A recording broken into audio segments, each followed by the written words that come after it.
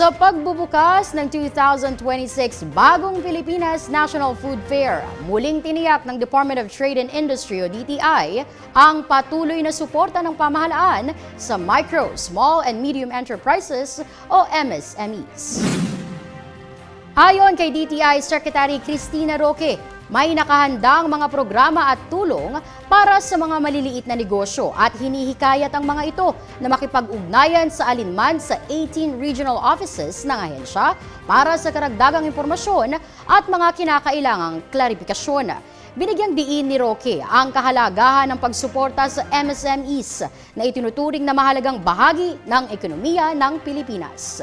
Aniya, sa pamamagitan ng food fair, nabibigyan ng pagkakataon ang mga negosyante na maipakilala ang kanilang mga produkto sa mas malawak na merkado. The MSMEs, DTI, DA, and the Philippine government is here to assist you as best as we can. Marami po kami mga opportunities, marami rin po kami mga programa, and marami po market access para sa kanila. So please, let's take advantage of this. Punta lang po sila sa DTI, sa different regional offices, sa 18 regions po, and sa 1,344 negosyo centers. Kabilang sa mga inimbitahan sa naturang event ang mga big buyers gaya ng wholesalers, retailers, restaurant owners, hotel representatives at iba't ibang asosasyon.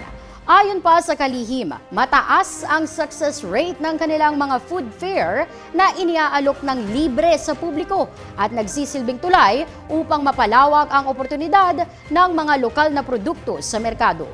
Isinagawa ang 2026 Bagong Pilipinas National Food Fair mula ngayong araw, April 9 hanggang April 12 sa Megatrade Malls ng SM o Megatrade Halls ng SM Mega Mall.